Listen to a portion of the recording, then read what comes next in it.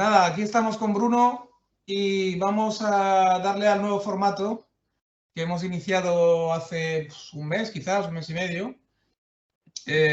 Hostia, ayúdame, Bruno, ¿cómo le hemos titulado el formato que es tan nuevo que no lo tengo todavía memorizado? El mundo desde la frontera. Eso, el mundo desde la frontera. Pues desde alguna en particular. Exacto.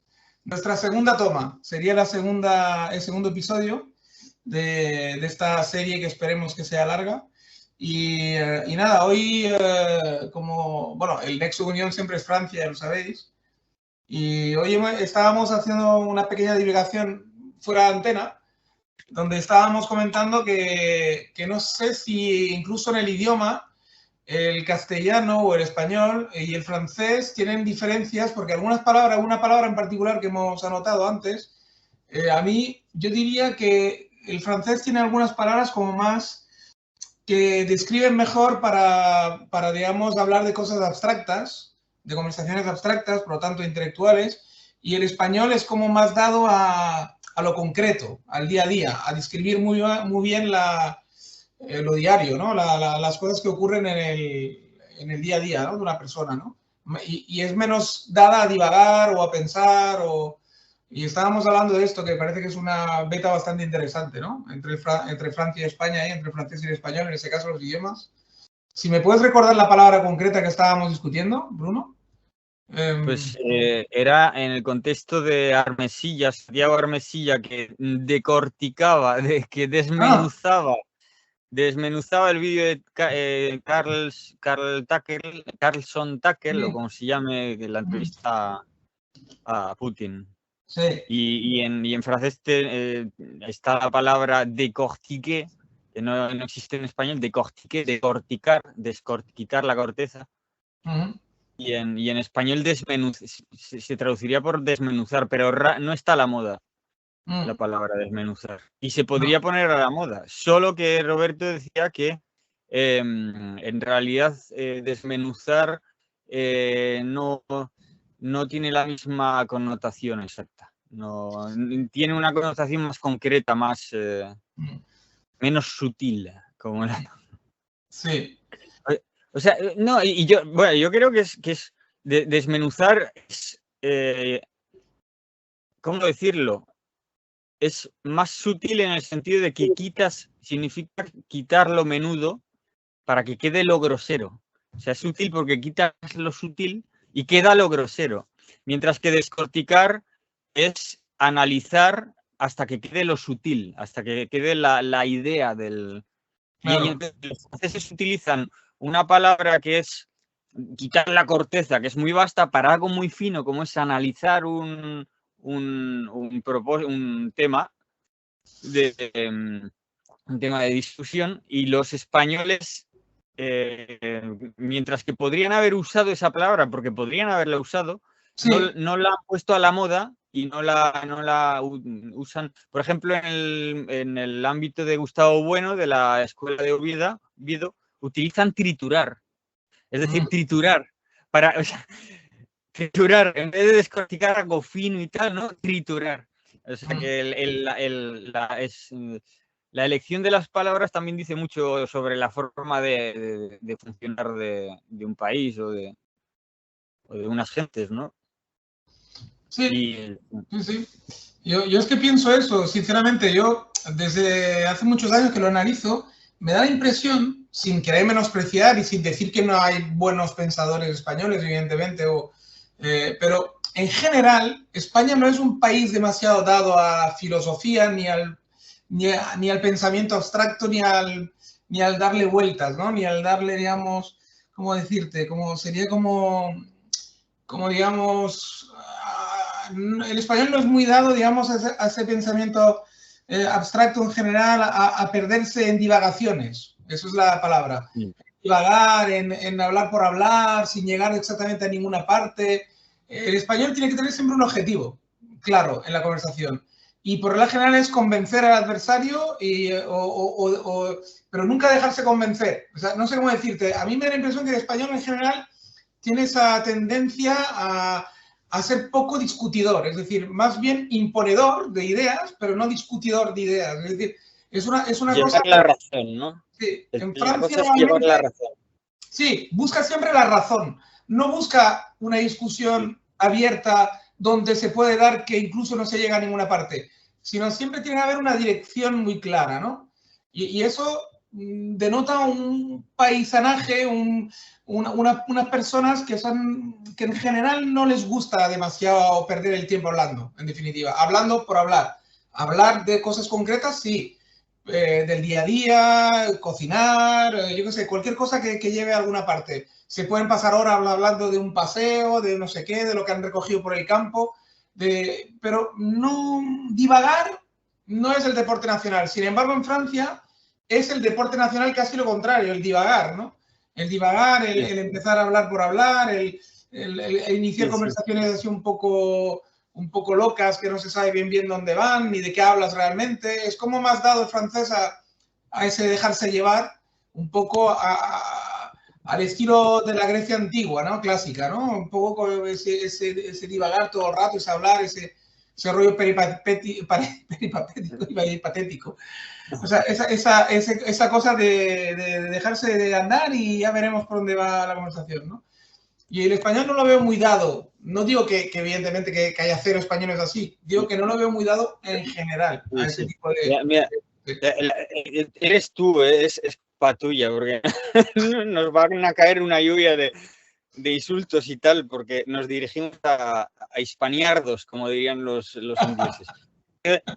No, pero vamos a ver, es cierto que se puede sacar, o sea, Gustavo Bueno hace una clasificación de las izquierdas indefinidas, las izquierdas políticas, las hay definidas como los que todos conocemos, los comunistas, los no sé qué, y luego las hay las únicas que quedan, que son las izquierdas indefinidas, ¿no? Las blandiblus. Entre las blandiblus hay dos tipos, digo, para que no consista en esto que nos estamos metiendo con los españoles, porque yo me meto con ambos dos, con los españoles y con los franceses, porque mira, tú has dicho divagar. Para Gustavo Bueno hay dos izquierdas indefinidas, o tres. Creo que hay tres, pero bueno. Una de ellas es la izquierda divagante y otra es la izquierda extravagante. Ajá. O sea que en España lo que tenemos es una izquierda extravagante, porque somos extravagantes. Y sí que podemos hablar de cualquier cosa, pero pues eso, extravagante. En Francia tienen una izquierda divagante. Mucho bla, bla, bla, bla, bla, coloquio, no sé qué. Vamos Claro. a resolver los derechos humanos y aquí Sí. ¿no? Y es un poco la lógica, yo creo que sí. O sea que se puede, pues ya digo, mal para todos. O sea, crítica para todos. Aquí crítica para Claro, todos. evidentemente, porque el francés muchas veces está ahí que habla por hablar. Es decir, tampoco, ya lo he dicho antes, o sea, no llega a ninguna parte muchas veces. Y eso no es especialmente bueno. Es decir, sí, como deporte puede ser hasta sano, sí, como entreno cerebral, como sudoku cerebral, digamos, puede estar muy bien. Pero sí, al final, como no van a ninguna parte la mayor parte de las veces, sus grandes conversaciones, sus grandes temas que inician así y que parece que van a resolver el mundo, ¿no? Los problemas del mundo, y luego nada, lo que hacen es acabar borrachos probablemente y irse para casa sin haber resuelto nada. Por lo tanto, no es que tampoco sea un halago. Sí. Las formalidades en torno a un buen vino y un buen queso y vamos a discutir, ¿no? Exacto. Y al final ya tenemos Francia, que es un sabueso de los Estados Unidos. O sea, es un fracaso. Correcto. Tanto rollo Un y al final fracaso no han ganado total. ni una guerra importante. Es un fracaso total. Y son un pequeño fracaso, sí.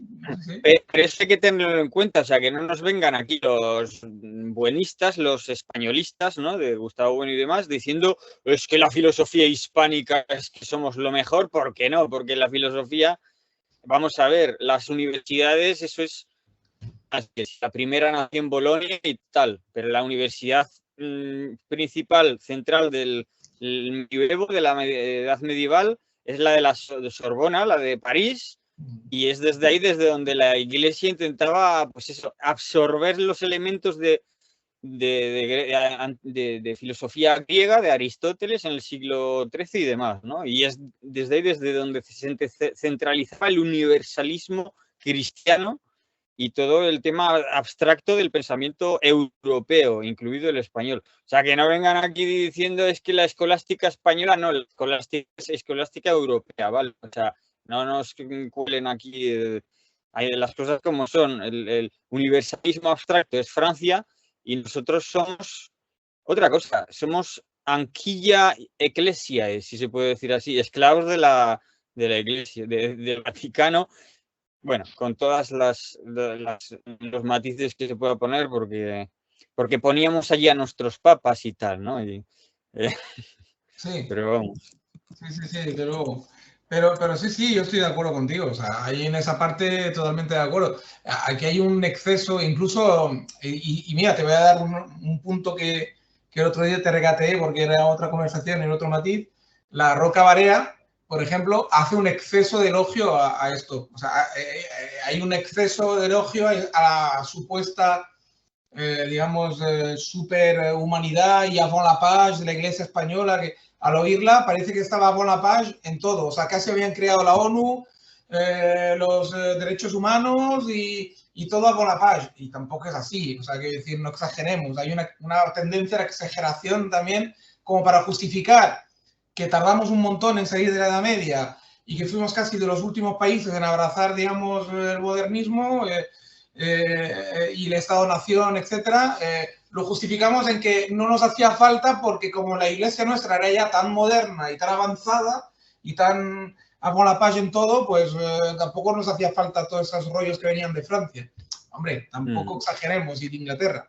Quiero decir, hay una exageración, desde luego. No digo que los jesuitas no fueran gente muy válida y no digo que dentro de los jesuitas había incluso excelencia, y que la iglesia española era una gran iglesia y que daba grandes intelectuales y en general grandes personas, ¿no? O grandes personajes, pero hombre, de ahí a decir que éramos a la paz en todo, yo creo que hay una exageración también bastante importante, ¿no? Bastante importante. O sea Bueno, que, y que los jesuitas al final identificar a los jesuitas con España no es exacto, porque en realidad, bueno, a los jesuitas los expulsamos, pero también lo hicieron otros países, eso es cierto. Y los jesuitas eran el brazo armado del Vaticano, o sea que en realidad no es exactamente así, o sea, no eran tan españoles como cristianos en realidad. O sea, y de jesuitas te los encuentras alemanes, franceses, italianos, de todo, vamos. El comienzo sí que fue español, pero sí, americano. luego era más internacional que español. Pero bueno, yo estaba pensando que ese dato sí que es cierto, que la primera universidad que se hace, creo que en toda América, es en México, si no recuerdo mal, según Rocabarea, ¿no? Y son los jesuitas que la crean, si no recuerdo mal los datos de ella. Y incluso la segunda universidad me parece que la hacen, no sé si en Argentina o en Chile, no recuerdo ahora exactamente dónde, y creo que también es jesuita. Total, que digamos, no se puede regatear tampoco, o sea, digamos, una vez que le quito, tampoco le quiero quitar lo que, lo que han hecho bien. Es decir, las primeras grandes, creo, edificios del conocimiento en América los crean ellos, los jesuitas, españoles, diría yo.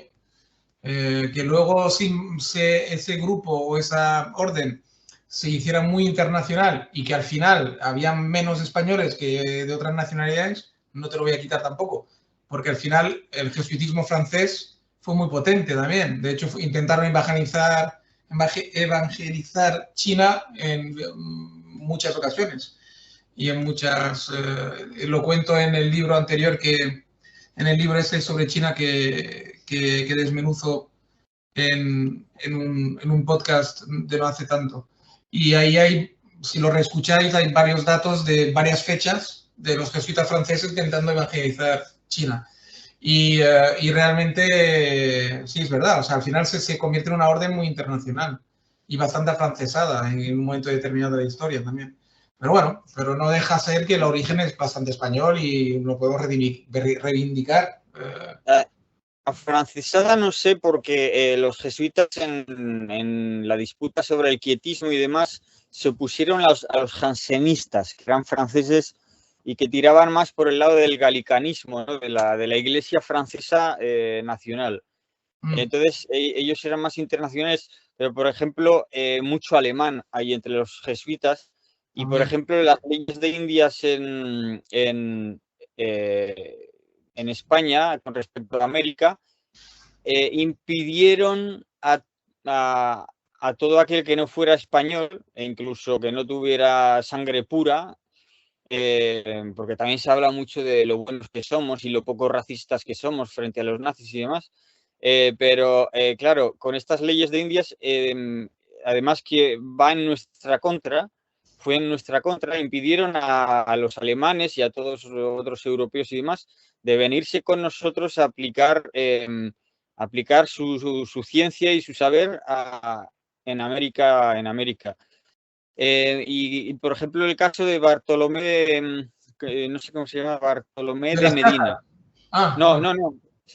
Bartolomé de Medina, que es bueno, que es un renombrado ingeniero de la minería de la época. Había dos por ahí muy de renombre.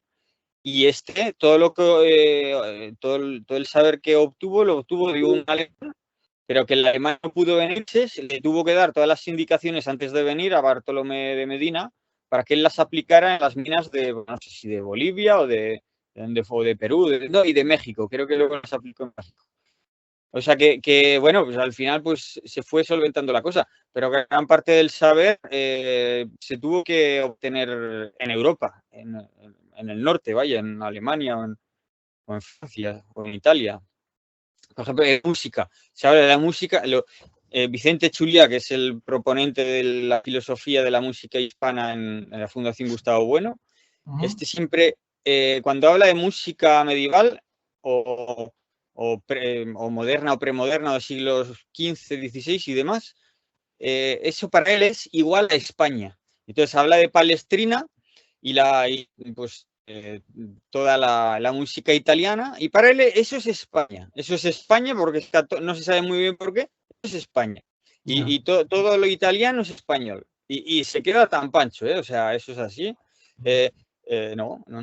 Italia está muy relacionada con el Sacro Imperio Germano, románico germano y demás.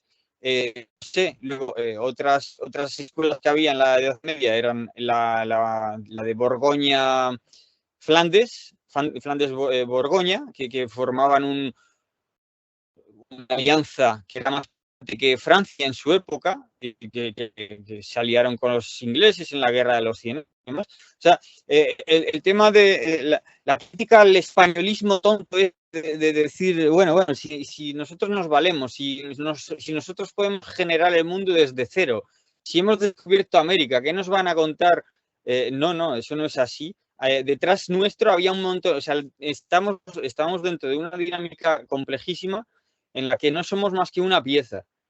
Y si elegimos uno de los elementos del análisis, sí, nos va a parecer que somos autosuficientes, pero nadie, o sea, para nada, vamos, no, nada que ver. No, hay una serie de exageraciones y tal. Y mira, justamente para seguir con el tema de Francia, bueno, claro, Francia, por ejemplo, en el tema de América, llegó tarde, llegó después de España, está claro, pero fíjate que luego llega un momento de casi nos adelantan, quiero decir.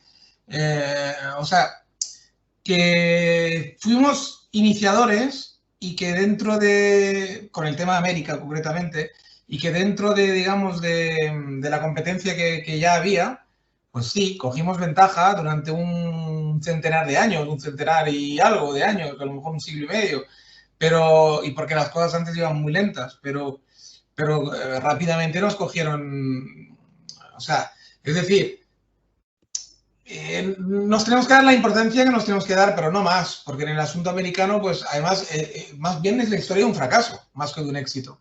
Y a veces al oír hablar según quién, parece que sea un éxito rotundo. Y hombre, de éxito rotundo tuvo poco, porque la verdad es que fue la historia de un flash inicial, una gran, digamos, conquista inicial para que inmediatamente, porque a niveles históricos 100 años o 150 o 120 años son muy pocos, empezar ya a casi a iniciar a perderlo todo, o sea, decirlo casi todo. Entonces, y poco a poco ir, digamos, perdiendo sin parar. Sí, luego está el otro flash de Filipinas, el otro flash pero bueno, es que viendo cómo acabó todo, digamos. Y luego los ingleses se lo llevaron crudo. Claro. Sin quererlo ni quererlo, se lo llevaron crudo todo. Claro. Es que yo no veo más la historia de un gran fracaso que de un gran éxito, realmente. O sea, yo la historia de la conquista de América la veo precisamente como un gran fracaso español, o sea, se podría titular.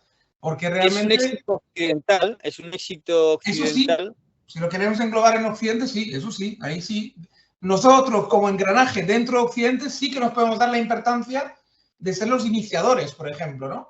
Porque O de ser América los se que... vuelve occidental. Sí, América no es ni China, ni es Austronesia, ni es indígena americana, es puramente pura occidental. occidental, es puro producto occidental. En ese aspecto sí, desde luego. Y ahí sí, englobados dentro del éxito occidental y más concretamente europeo, pues sí, somos una pieza muy importante en la historia de América, eso sí. Somos la pieza, diría que más importante incluso en cuanto a que dejamos un idioma ahí que es prácticamente mayoritario, en cuanto a muchos aspectos. Pero de ahí a decir que eso es una historia de éxito y que eso es una historia de que España, bueno, que ya lo es todo por haber hecho esto, hombre, hay un trecho, pero vamos, no es que haya un trecho, es que es una mentira directamente. ¿Verdad? Quiero decir, no, o sea, somos lo que somos dentro de esa historia, bien, buen actor, un actor principal. Somos la base, lo que Sí, hace falta para construir, o sea, para que es correcto. necesario. O sea, sin mestizaje, pues eso, es decir, pues tienes a Brasil. Demográficamente es la pieza principal. Primero, Sí, está en sí. el medio, está Brasil en un extremo. Argentina se dirá, pero bueno, Brasil en un extremo, luego entre medias los hispanos y luego los anglos. Pero los anglos tuvieron que cargar a todo Dios y eso en el norte todavía puedes hacerlo porque había menos gente, pero en el sur era más complicado.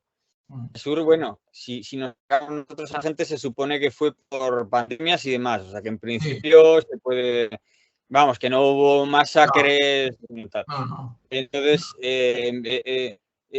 hacía falta gente como, vamos, una civilización hispana para mantener una base. O sea, eh, eso Y hacía luego, falta. y, luego, y luego me haces pensar en una cosa, incluso lo que dicen Roca Barea y demás, en el tema de que oh, mira qué bueno éramos y mira qué bien, que la iglesia española, qué magnánima que era y tal, que considerando al final a los nativos americanos como hijos de Dios y bautizándolos. Hombre, no seamos hipócritas, quiero decir, sí, se hizo, porque se hizo, y los consideraron humanos finalmente, después de muchas disquisiciones y muchos debates y tal y cual, pero, a ver, había más una cuestión práctica que no puramente humanista y menos con el criterio de humanismo que tenemos hoy en día. Es decir, fue una cuestión práctica. Al final dijeron, vamos a ver, esta gente son más que nosotros.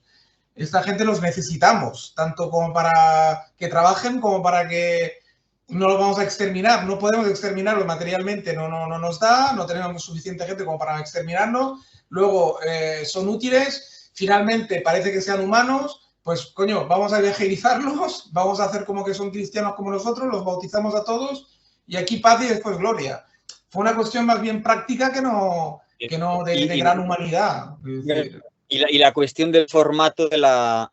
Vamos a ver, en el Mayflower, cuando salió de Inglaterra, bueno, no sé si salió exactamente de Inglaterra o de algún otro punto, pero salieron familias enteras pues, de calvinistas que se oponían a los anglicistas y demás. O era un calvinismo o un anglicismo con tintes de calvinismo y demás, pero eran familias enteras. O sea, con el núcleo entero que te reproduces allí pues eso, en Nueva Jersey, donde llegara, ¿no? En Nueva Ámsterdam y demás. Y sin embargo, los no, al españoles, principio llegaron en Virginia, acuérdate. En Virginia, Virginia, pues, la primera colonia. pero sin embargo, los españoles iban todos machos, eran hombres, no llevaban familias. O sea, que forzosamente tenían que mezclarse. No hay otra. ¿No? O sea, porque van solo hombres. Sí, sí, sí. Entonces, obviamente no te puedes cargar a todos porque te quedas entre hombres y entre hombres no, hasta nueva prueba no se pueden reproducir. Entonces, No, desde entonces es luego. así de simple. Sí, sí. Y lo que pasa es que, claro, entre hombres, ¿para qué?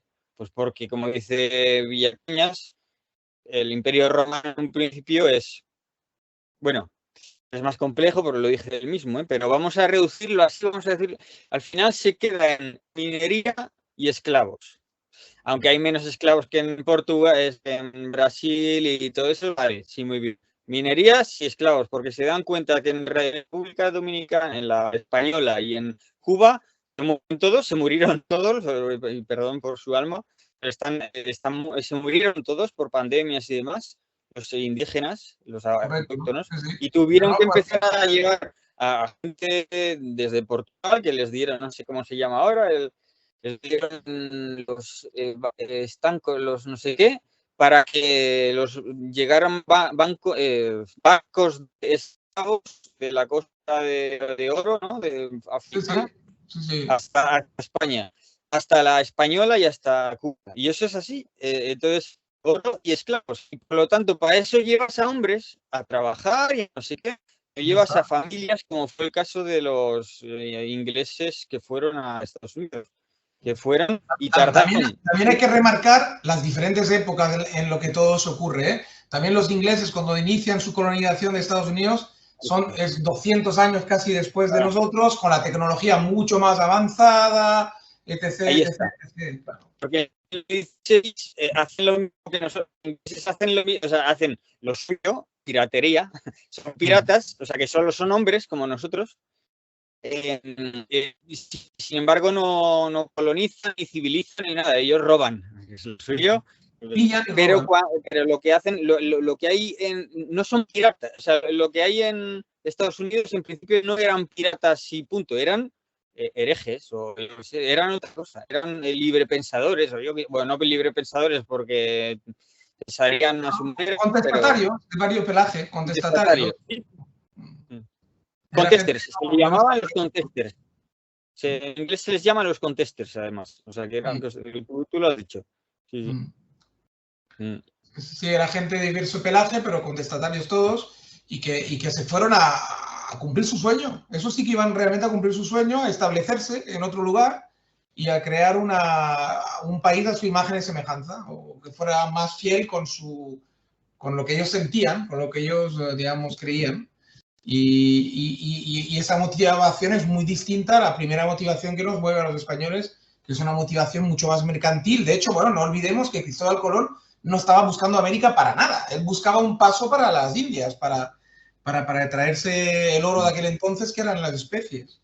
Concretamente las especies de la isla esta de Ceilán, esta que nunca me acuerdo del nombre de Maldivas, ¿se llama ahora? No sé. Bueno. Sri Lanka. Sri Lanka. Sri Lanka se llama ahora, exacto. Iban a Sri Lanka, intentaban pasar por ahí para ir a Sri Lanka, pero bueno, se toparon con aquello y ya está. Pero que vamos, que intentaban hacer un adoucousi, como se dice en francés, un atajo, porque no querían hacer toda la vuelta para no pagar a los portugueses por todos los puertos hasta llegar a Sri Lanka. Y entonces al final convenció a la reina española para que le prestara pasta para ver si podía haber un atajo tirando recto. Que alguna noción tendrían de los antiguos, de que tirando recto al final llegabas a alguna tierra y pensaron, coño, pues será alguna isla antes de Sri Lanka y luego cuando vas tirando, al final llegas a Sri Lanka. Ellos pensaban que se iban a encontrar islas, no un pedazo de tierra, no dos continentes, digamos. Entonces, claro, o sea, que partiendo de ahí, o sea, ya el comienzo fue mercantil, no fue colonizador, ni fue evangelizador, ni fue una cosa, digamos, como para ir a establecerse. No eran contestatarios para nada los que embarcaron en aquel barco, eran gente busca fortunas, gente que iba a buscar su fortuna personal y la del Reino de España, porque fueron los que financiaron, eran su patrocinador, como el que juega para el Real Madrid. Si te ficha el Barça, pues juegas para el Barça. Quiero decir, que podría haber navegado patrocinados por Génova, como por Portugal, como por Francia. Quiero decir, bueno, o por Inglaterra incluso. Navegaron por España pues porque les pagó España. pero vamos. Cristóbal Colón, ¿no? Que era genovés. Sí, fíjate, o sea, ya partiendo de esa base. Y que fue primero a ver si los portugueses le admitían el proyecto y no lo admitieron. Correcto. No primero, además, exacto. Primero fue a Portugal a ver si le pagaban estos. Pero esto no se le acabaron de creer, no se le acabaron de.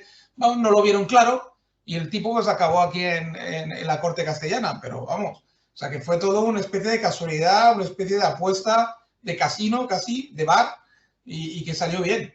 Punto. Pero vamos, o sea, las motivaciones ya de principios para nada son con ideales. Es todo muy pragmático, todo muy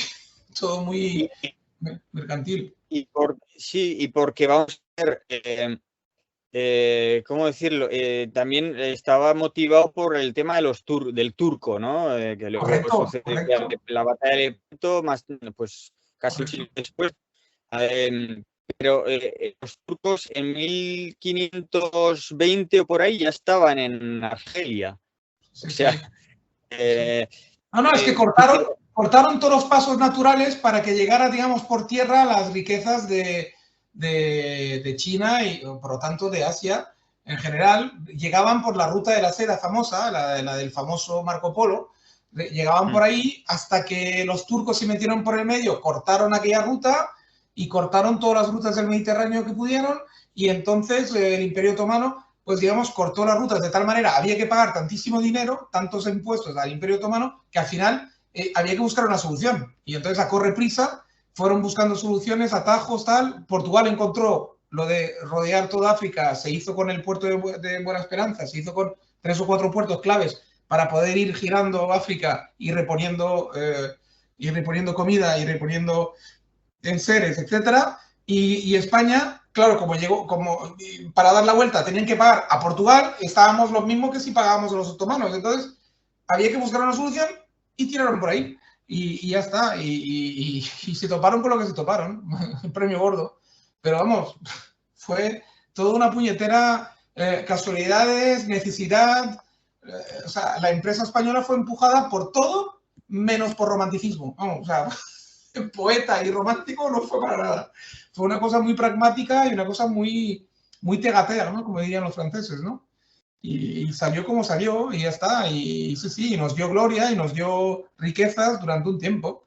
Y luego, pues nada, se fue perdiendo todo. Porque claro, nadie se chupa el dedo, los ingleses y los franceses vieron una oportunidad ahí y dijeron, coño, nosotros tenemos costas igual que España y estamos enfocados también para allá. Coño, pues ¿qué coño estamos haciendo aquí que no lo aprovechamos todo esto? Y luego holandeses... El tema mercantil, o sea, hay que tenerlo muy en cuenta. O sea, no, es que es clave. Los alemanes muy bien que no podían venir a las Américas, pero bien que cuando Carlos I tiene que, para condonar su deuda, como no podía ofrecer otra cosa, les ofreció a los alemanes, a la familia Pelser de banqueros que prestaban a España, les dio Venezuela. Venezuela, porque en principio la palabra viene de pequeña Venecia, ¿no? Venezuela es la pequeña Venecia, pero Venezuela fue alemana, porque los alemanes a cambio de la deuda. Es decir, que ahí había una serie de cuestiones económicas importantísimas, que no se trataba de vamos aquí a hacer la labor de la iglesia y no sé qué y no sé cuál. Todo eso viene después, en todo caso, como maquillaje. Pero no, el inicio no es para nada esto, para nada, o sea, en absoluto. No es.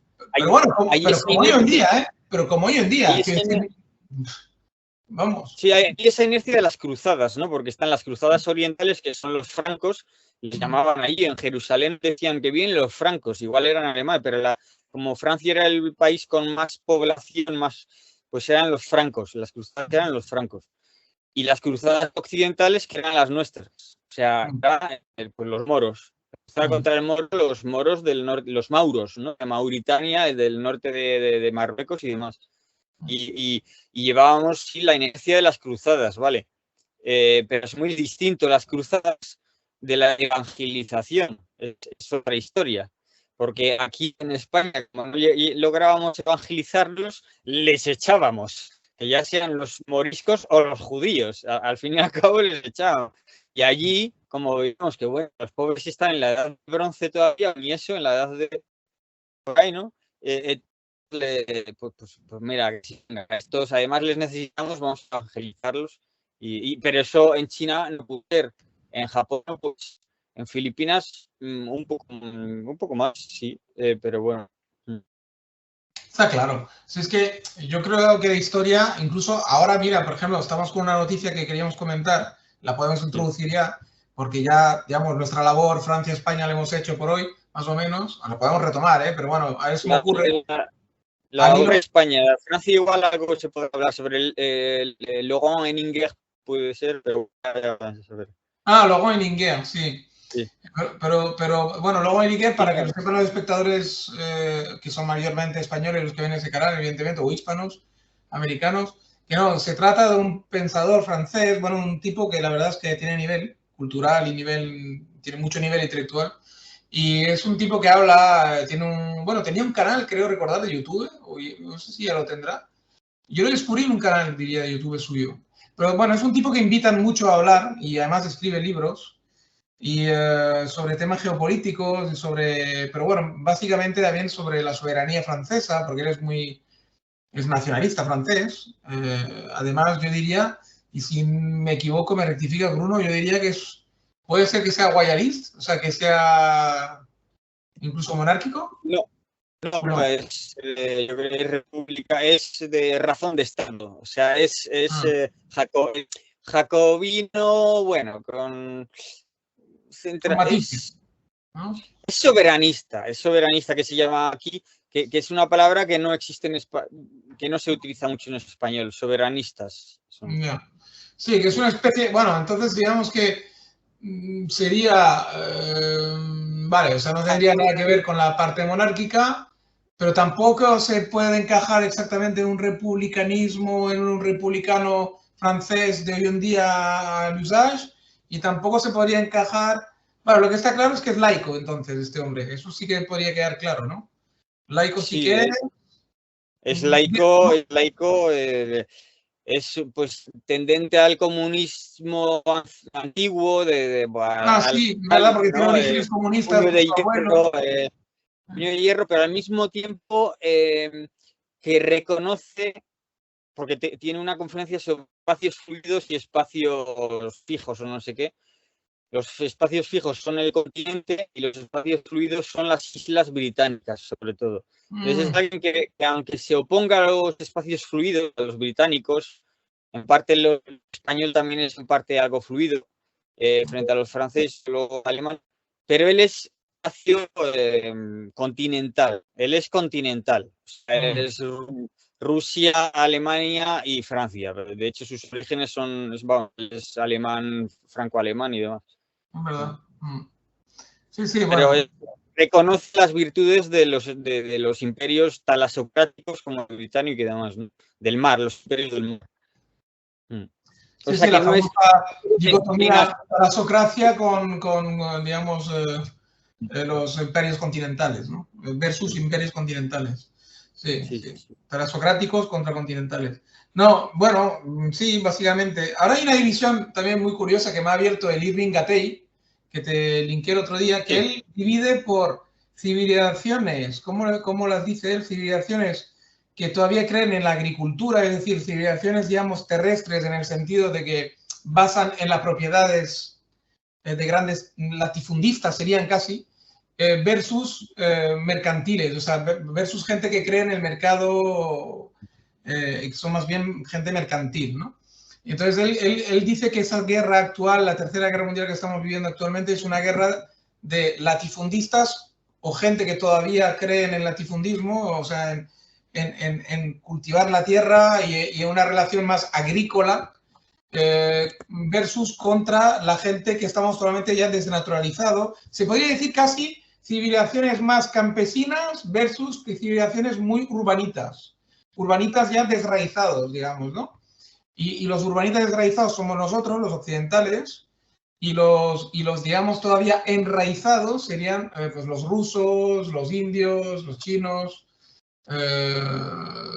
los iraníes, el mundo árabe en general, muy atado al terruño todavía, muy mirando a la tierra. Y quien dice tierra dice también el pescar, ¿eh? O sea, quiero decir, muy apegados a lo que da la tierra, a a los frutos que da la naturaleza. Y sin embargo los otros son como gente ya, o sea, nosotros, desde una neutralizada, gente que ya cree solamente en que pidiendo con un botoncito en el teléfono al McDonald's, pues ya tienes tu pollo ahí ya frito.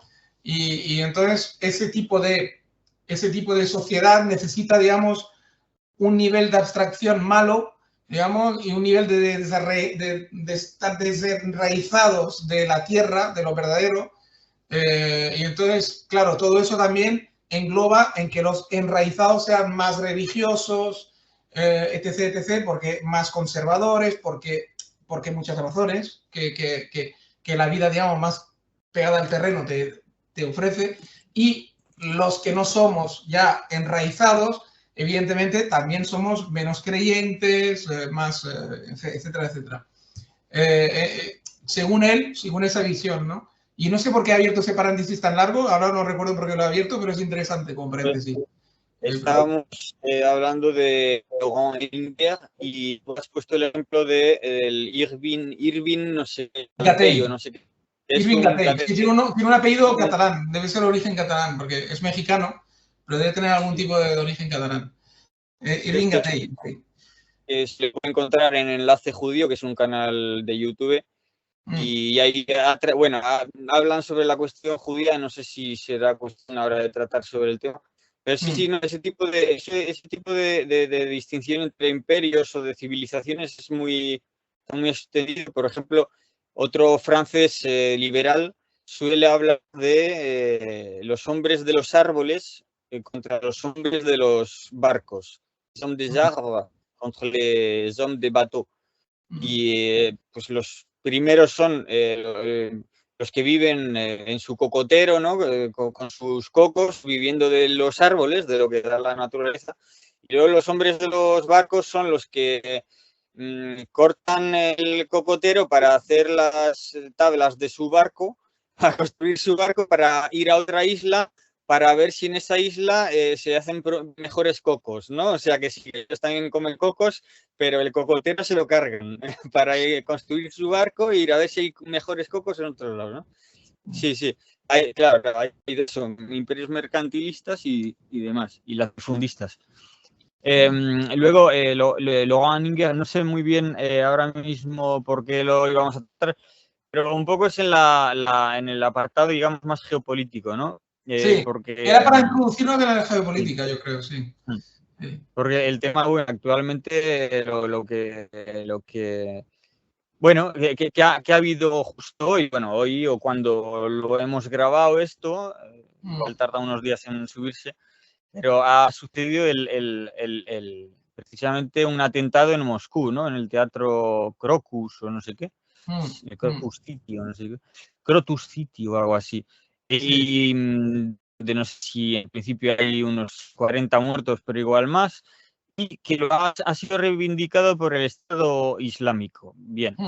Entonces, antes que nada decir que estuvimos hablando el otro día, tú y yo, sobre Henninger, sobre la conferencia que había dado, que iba sobre el complotismo y que decía cuál es el fulcro de verdad o la pertinencia del complotismo. Y me parece a mí bastante adecuado.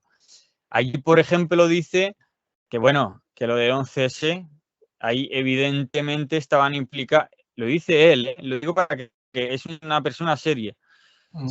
Entonces, obviamente que los servicios estadounidenses estaban al tanto perfectamente. Dejaron hacer. Eso cualquiera lo sabe, cualquiera. Y no solo eso, sino que los Estados Unidos desde su nacimiento tienen una firma. Se le reconoce por una firma. Porque vamos a ver, Henninger dice que hay dos... El ataque de falsa bandera, se podría decir. O sea, la firma americana es el ataque de falsa bandera.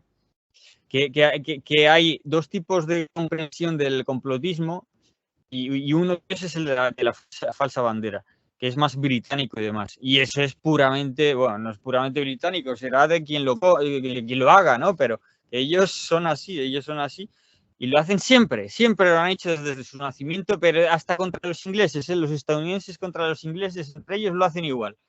Entonces, obviamente hay que estar un poco perdido para no preguntarse qué hay detrás de cada atentado. Bueno, pues resulta que en Rusia ha habido un atentado curioso. ¿Qué tipo de atentado ha sido? Pues dices, pues será un occidental, obviamente, o ucraniano, porque están en guerra con Ucrania, ¿no? Además, que Biden había dicho Se dice que podría haber un atentado en Rusia, así como lo sabes. ¿Quién? ¿Cómo? ¿Por qué? Bueno, pues ellos lo sabían, al parecer. Bueno, no dijeron quién iba a ser, pero bueno, pues ahora ya lo sabemos. Se supone que es el Estado Islámico, ¿no? Es lo que se ha dicho, pero quién sabe. Igual esto es como el 11M, donde dijeron, es ETA, ¿no? Luego es el Estado de no sé quién, ¿no?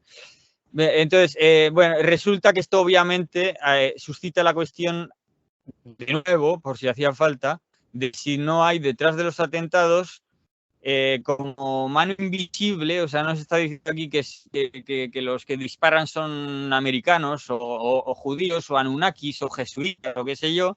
Nos está diciendo que eso está todo enmarcado en una dinámica mucho más compleja, que es una dinámica imperial, la que conocemos, ¿no? Entonces, obviamente, para ponerlo en contexto.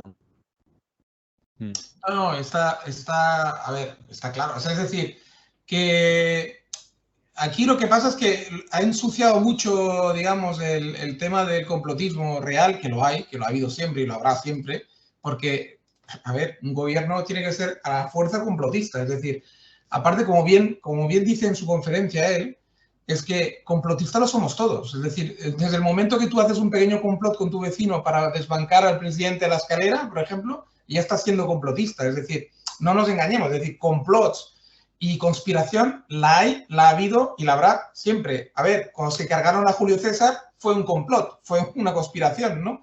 Quiero decir, o sea que eso está muy claro y tal. Luego lo que pasa es que hay gente seria, o sea, que hace complots de verdad y son serios. Luego hay gente que la analiza seriamente y luego está toda una serie, una miriada de personajillos que además ahora amplificados por las redes sociales se han multiplicado por 300, que tampoco es nuevo, como bien dice en su conferencia, porque siempre ha habido idiotas, desde siempre. O sea, lees incluso libros medievales y ya había idiotas que hacían teorías locas y que decían chorradas.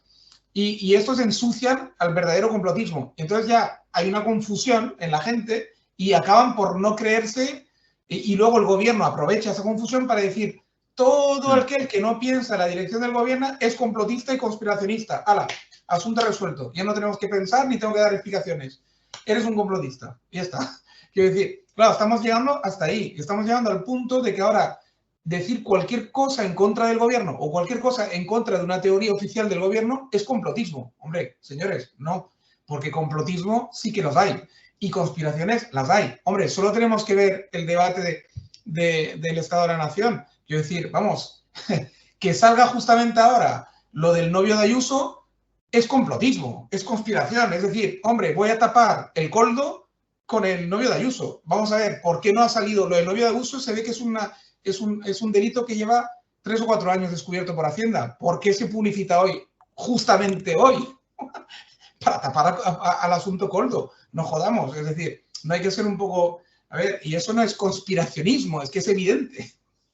Han salido toda una serie de... Se han destapado los unos a los otros las mantas de forma consecutiva. Quiero decir, o sea, vamos a ver, seamos serios, ¿no? Entonces, claro, evidentemente que conspiraciones y complotismo los hay continuamente.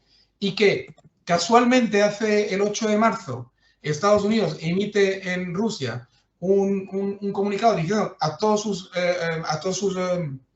posibles habitantes que estén en Rusia en ese momento que tengan mucho cuidado con las aglomeraciones, con los conciertos y tal, porque va a haber un atentado terrorista y casualmente 20 días después hay un atentado terrorista y en vez de ser ucraniano, como sería lo lógico, lo firma el Estado Islámico, que casualmente el Estado Islámico en Oriente Medio ha trabajado muchas veces a favor de tesis anglosajonas, digamos que han actuado en momentos claves para los anglosajones. Pues hombre, 2 y 2 son 4, ¿no? Quiero decir, es bastante evidente que algo hay ahí, ¿no? Bastante evidente que algo hay, ¿no?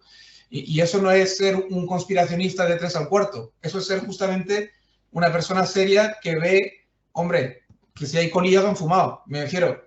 Es una labor detectivista muy básica, ¿no? Quiero decir, no sé cómo tú lo ves, pero vamos. Yo veo bastante claro que... La cuestión con el complot, la llamada teoría de la conspiración, que bueno, hay varias, pero claro, es que ya se dice la teoría de la conspiración, como si solo hubiera una, ¿no? Como si es todo lo mismo. Pero vamos a ver, la cuestión es que no es que sean los judíos o los Anunnakis o quien sea. El problema es que se entran en complicaciones más allá de ello, porque, por ejemplo, el tema aquí es que más allá de lo que pueda pensar la bienpensancia de que, bueno, es que son judíos dirigiendo a Estados Unidos y Estados Unidos dirigiendo a los moros, o todo, bueno, así por hacer la caricatura, ¿no? Es que esto es mucho más complejo, porque, por ejemplo, aquí lo que vemos es que Estados Unidos está aliada con los países que favorecen el islamismo radical. Eso se sabe, ¿no? Arabia Saudí, Qatar, o sea, vamos, de manual y demás, ¿no? Estados Unidos ha promovido todo o favorecido todo el contexto del surgimiento de los talibanes contra los rusos, del Estado Islámico y su influencia en Siria y demás, y todo esto, ¿no? Eso bien se sabe y demás. Jamás su headquarter, como dicen, su cuartel general, tienen 3 o 2 principales, uno en Turquía y otro en Londres, ¿no? Entonces, se sabe que bien es la conexión, el enlace británico. Casualmente en Qatar, no te olvides. En Qatar. Y en ¿cómo decir? Lawrence de Arabia promovió las revueltas en Egipto de árabes frente a los otomanos, ¿no? O sea, que es como esto, ¿no? Los árabes contra los turcos, ¿no? Entonces, que casualmente les molestaban a ellos, los turcos. Sí. O sea, vamos a ver, es el enlace británico o anglosajón que está detrás, que a la vez está apoyando la existencia de Israel, pero a la vez está apoyando, a ver, no se está diciendo que sean ellos, todos son el imperio anglosajón, no, pero está apoyando y conspirando todo el rato, a 200%, Sí. 200 Aquí hay un dicho catalán que lo dice, la puta y la ramoneta. La puta y la ramoneta. Y están por ahí funcionando. Y eso se ve, pues, por ejemplo, el Hamas y demás, las discusiones. Benny Gantz que ha ido. Parece ser que los demócratas no están de acuerdo con lo que está haciendo Netanyahu, ¿no? Ya yo he dicho, para mí no es un genocidio, pero es una limpieza étnica de cajón. Pero bueno, para palabras nos vamos a la academia. Entonces, bueno, no están de acuerdo con lo que está haciendo. Ahora bien, no están de acuerdo, ¿para qué? ¿Para qué no están de acuerdo? Bien. No están de acuerdo, bueno, pues la puta de la Ramoneta, es decir, que la puta es Israel o Netanyahu y la Ramoneta son los buenos, son los Estados Unidos que están por los derechos humanos y demás, ¿no? Entonces, sí, entonces ellos dejan venir a Benny Gantz con la idea de reemplazar a Netanyahu por Benny Gantz, solo que Benny Gantz le propone ciertas cuestiones, ellos no están de acuerdo, es decir, todo ese doble juego, en realidad lo que se deduce de ahí es que no quieren que jamás desaparezca, porque jamás tiene una rama que son hermanos musulmanes y otra rama que no lo son. Bueno, pues los hermanos musulmanes son de la rama no turca, sino de la rama, digamos, londinense, por decirlo así, cuya headquarter está allí, ¿no? Entonces, ahí está la cuestión, o sea, es un juego de fuerzas bastante complejo. Un juego muy perverso, muy perverso. Un juego muy perverso, muy complicado de entender, muy complicado de desenredar, porque tiene 1000 patas. Es decir, claro, es que tienen que cuidar un imperio. Claro, lo que la gente no entiende es que todo eso es muy complejo por una razón sencilla. Es decir, cuando eres un imperio tienes varias puertas y tienes varias bocas que cuidar y que alimentar, no solo una. Y bocas que a veces son completamente contradictorias entre sí. Es decir, tú tienes que alimentar a los judíos por una parte, sí, porque son importantes en tu país y tal y cual, pero no te puedes olvidar de los árabes, ni del Islam. Es decir, porque también son importantes para ti, para según qué pasos, según qué sitios, según qué rutas, para petróleo, para etc, etc. Por lo cual tienes que estar ahí, pues, dando a unos, dando al otro, cuidando mucho de que ninguno de los dos se destruya del todo, pero que tampoco gane uno aplaste al otro, ni el otro aplaste al uno. Es decir, por lo cual es un juego súper perverso.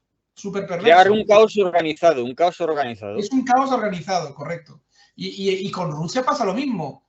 En una guerra convencional podrían aplastar a Rusia, sí, pero ¿conviene aplastarla? No, probablemente no, del todo, porque entonces puede venir uno más peor, o sea, peor que Putin, que te la puede liar más gorda, pero claro, hasta que no tengan el reemplazante de Putin ideal, no lo van a derrocar, y de mientras van muriendo un montón de gente inocente, que evidentemente no tienen nada que ver con el juego, tanto en el parte árabe y musulmana como en la parte judía.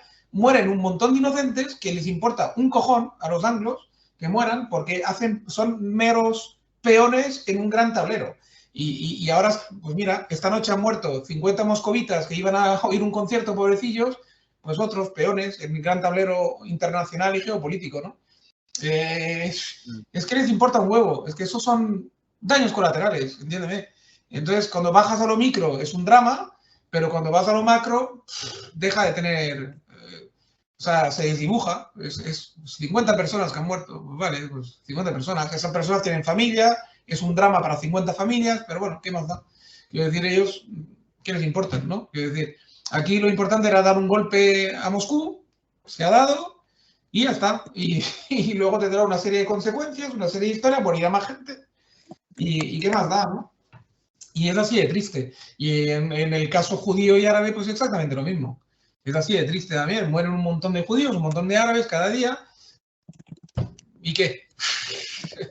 Quiero decir, ¿qué más les da a los que manejan los hilos de todo esto, ¿no? A los que realmente, pues da igual. En África pasa lo mismo, en todas partes pasa lo mismo. Es decir, los intereses mercantiles y los intereses de millones y millones de dólares están muy por encima de vidas individuales, desgraciadamente. Y a lo largo de la historia de la humanidad siempre ha sido igual, ¿eh? Siempre ha sido igual y seguirá siendo igual, yo lo pronostico. Es decir, no va a cambiar esto, no va a cambiar porque hay grandes intereses, grandes multinacionales, mucha gente que vive de esto, de forma inconsciente la mayor parte de ellos, y claro, y eso es una maquinaria inmensa. Y el día que se derrote a los anglos, vendrán otros, no os preocupéis.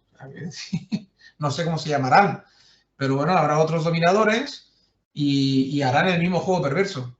Yo creo que es así, es así, o sea, es desgraciado, pero es así. Es decir, no le veo otra manera de funcionar yo al mundo, sinceramente. O veo difícil otra forma de funcionar. Lo veo complicado. Ojalá, la hubiese y la haya o se encuentre. A ver si no es Sí. todo... No, es eso, es la noción de, y por eso es tan pertinente pues la conspiración judeo-masónica, ¿no? Porque vamos a ver, ¿cuál es uno de los lemas principales de la francmasonería? Ordo ab cao. Es la base, es decir, tú necesitas una ideología para organizarte. Y organizar el caos, pues lo dice la frase, el lema, Ordo ab cao. O sea, no sé, ¿qué más, no? Entonces, obviamente, se dice mucho, no, es que la francmasonería ya no existe, ya no tiene poder y no sé qué. Pero te das cuenta de que son todos masones. Todavía. O sea, todavía. Y que son todos judíos. Bueno, la mitad son judíos, la mitad del gobierno de Biden son judíos. Y Biden obviamente no gobierna, gobierna Blinken, si hubiera que apuntar a alguien. Entonces, es todo la cuestión de quiénes no pueden ser las élites. Es decir, hay élites que están mejor hechas para estas cosas. Ya está, no hay más. Entonces, es una cuestión de dinámicas y de racionalidad. Luego, claro, con respecto al atentado en Rusia, no en Moscú, ya aparecían las cotorras occidentalistas diciendo, no, esto es una falsa bandera. O sea, ellos que siempre dicen, dejad de acusar de falsas banderas, los complotistas, cerrad el pico. Bueno, pues estos ya estaban diciendo que esto era una falsa bandera rusa, que era Putin, que se había hecho el atentado para declarar el estado de guerra o lo que sea, o para hacer una nueva conscripción, para reclutar gente. Bueno, pues resulta que ha sido el Estado Islámico. o quién sabe, igual, ¿no? Pero es como, complotistas son siempre los demás, nunca soy yo, ¿no? Eso es un poco la bienpensancia occidental, es decir, no. Yo puedo acusar a los fascistas, porque son todos fascistas, de complot, pero a mí que no me acusen nunca. Cuando es, por lo general, es todo lo contrario, porque como dice bien Henninger, que es la democracia la que necesita de complots. O sea, la que necesita de complots para que no para cubrir su movida. Porque un absolutista hace lo que le da la gana. O sea, tú, pues matas a un pueblo porque son de otra raza y ya está. Sí, bueno, eso no quita que puedan tener sus pequeñas conspiraciones, sus pequeños complots también, porque lo necesitan. Sí, pero por tomar el pelo. No, exacto, por tomar el pelo al adversario, no de cara a su población en ese caso, pero también hay que disimular cartas, ya lo sabes tú, no se actúa siempre de frente.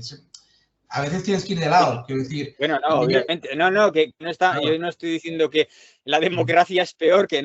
Si esto conduce a pensar todo lo contrario, que como la democracia es peor, debe de ser que el complot no está tan mal. O sea, yo estoy justificando el complotismo, coño. Estoy diciendo que es normal. Sí. Pero bueno, ya cada. Pues es que, claro. Esto es así, ¿no? Sí, no, y en cuanto a lo que has apuntado antes, en parte tienes razón. Evidentemente, si hay un pueblo preparado para estar en los meollos de la geopolítica, es el pueblo judío, por su internacionalismo, etc. Y en Estados Unidos es verdad que tiene un peso, ¿no? Pero en el gobierno, etcétera. Pero claro, bueno, de ahí a decir, lo que decía Heminger también, es decir, de ahí a decir que todo el mundo lo manejan 4 judíos, bueno, es una gran chorrada, ¿no? Eso es una chorrada como una casa de payés. Una butade, eso no hay. Es una butade, es una tontería de complotistas malos, de los tontos, justamente, ¿no? Sí. Ahora bien, obviar o no ver que tienen un papel importante en el imperio actual, que es el anglo, pues evidentemente que lo tienen, ¿no? Sobre todo en la parte de Estados Unidos, no tanto en la inglesa. O casi nada en la inglesa hoy en día. Pero realmente la tienen, claro, evidentemente.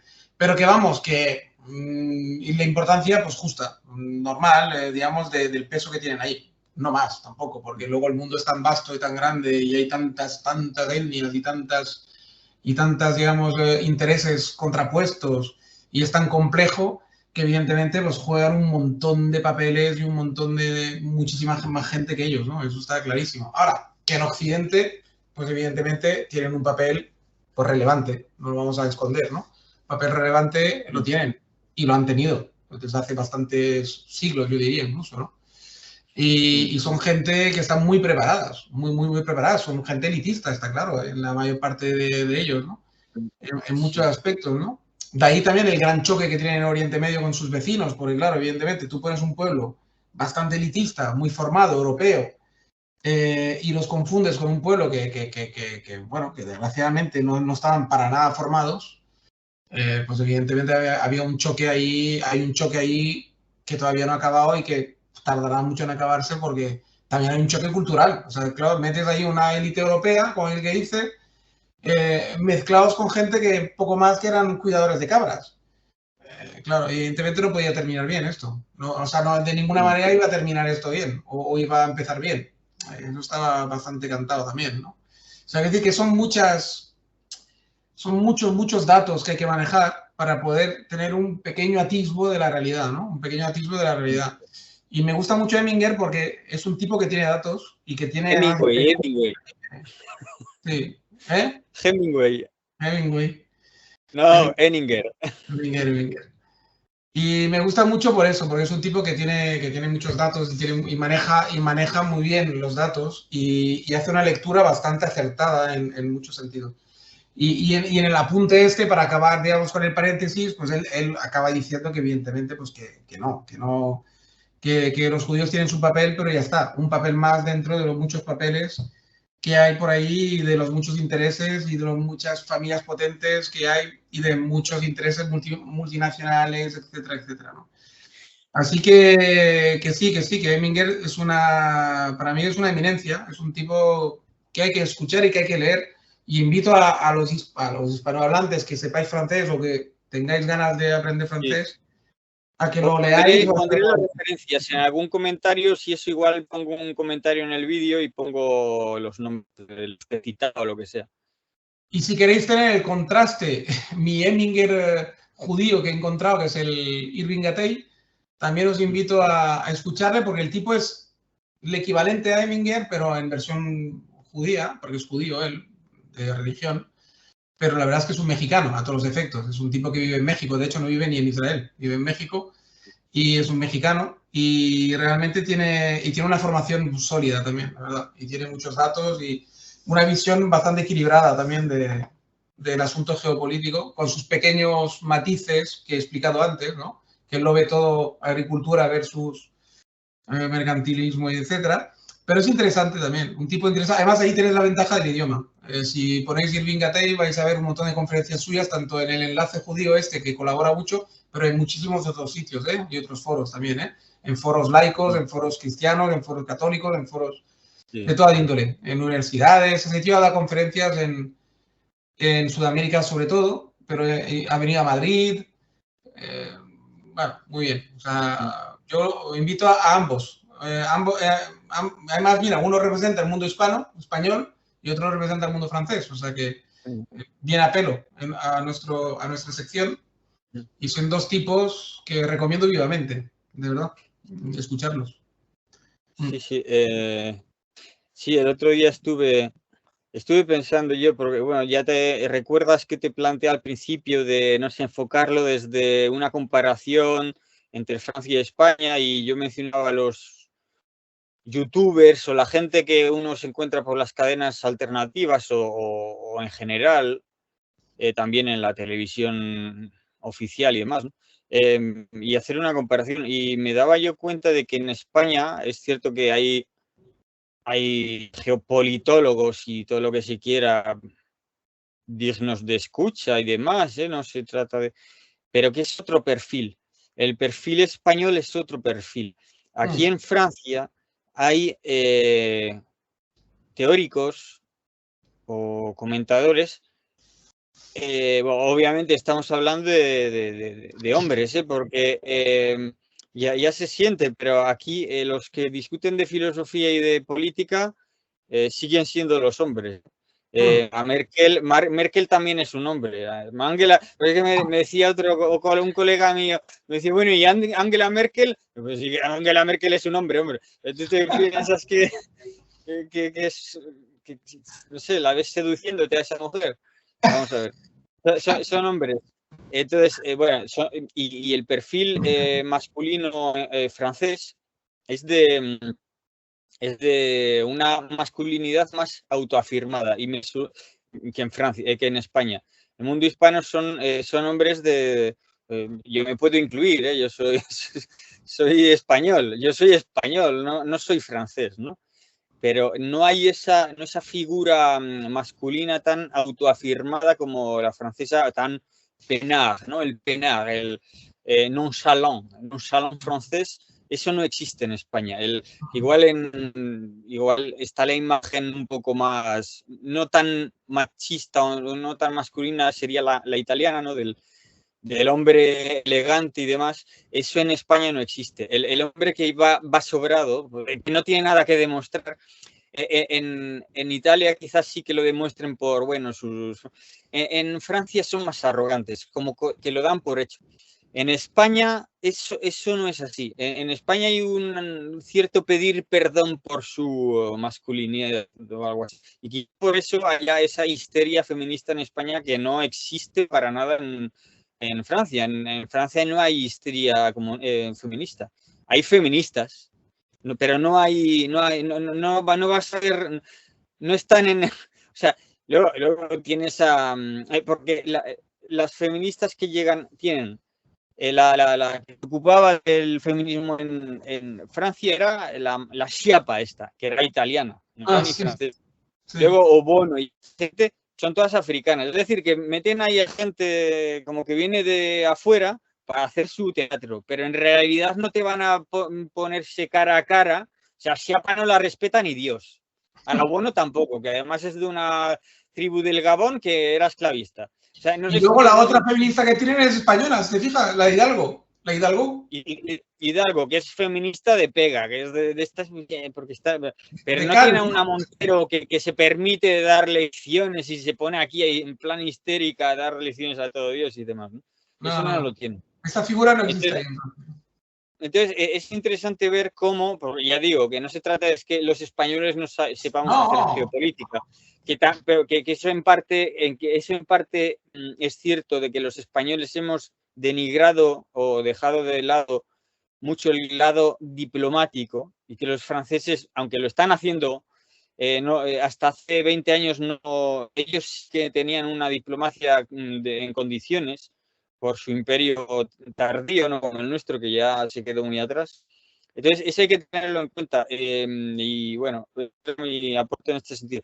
Yo creo que igual, si no nos alargamos mucho, bueno, te dejo a ti a acabar quizás la intervención.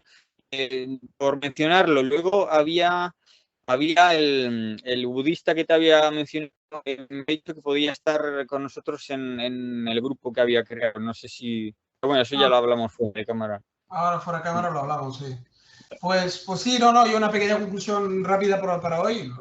Como habrá más episodios, ya retomaremos cosas que hemos dejado a medias, que ha habido cosas muy interesantes. Pero sí, bueno, en definitiva sí que es verdad que la figura esa tan histérica no existe en Francia de momento, ese feminismo tan histérico, y la figura que mencionas tú, es que claro, se habla mucho del español, justamente es que es curioso, porque ya sabes que se habla mucho del machismo, ¿no? En España, el macho español, el macho ibérico, etc.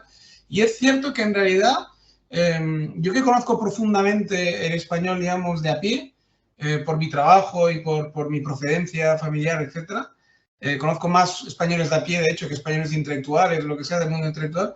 Sí que es verdad que en realidad el español es muy poco machista, en realidad, muy poco. Y no exhibe su masculinidad así como así, es más bien la esconde. Y la española es muy machista en el sentido que decir que la española sí que se exhibe y exhibe su poderío con bastante facilidad y el hombre no. Y sin embargo, tienes mucha razón que en Francia e Italia es bastante lo contrario. Normalmente la mujer adopta un papel como más, no sumiso tampoco, pero como más ordenadito, más tranquilo. Sí, es más femenino en el buen sentido de la palabra, y en Italia aún más, todavía si cabe, y el hombre con bastante desinhibición y con bastante tranquilidad exhibe una masculinidad sana, diría yo, porque tampoco es un machismo aquello exacerbado, ni muchísimo menos, pero sanamente y de forma tranquila uno puede sentirse hombre tranquilamente en Francia. Y en Italia, yo diría que pasan la frontera. En Italia sí que hay un poquito de machismo a la antigua usanza, ¿eh?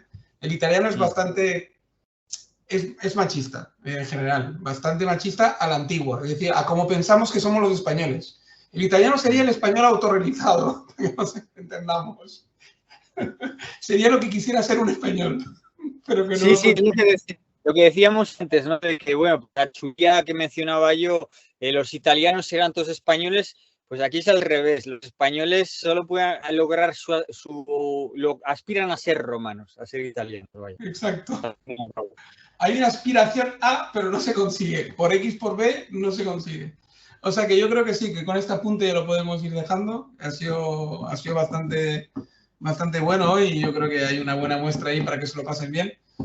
Y nuestros oyentes y bueno, y espectadores, ¿verdad? Porque ahora no estamos grabando, o sea que sí, espectadores más que oyentes, o expectoyentes, por inventar un palabra.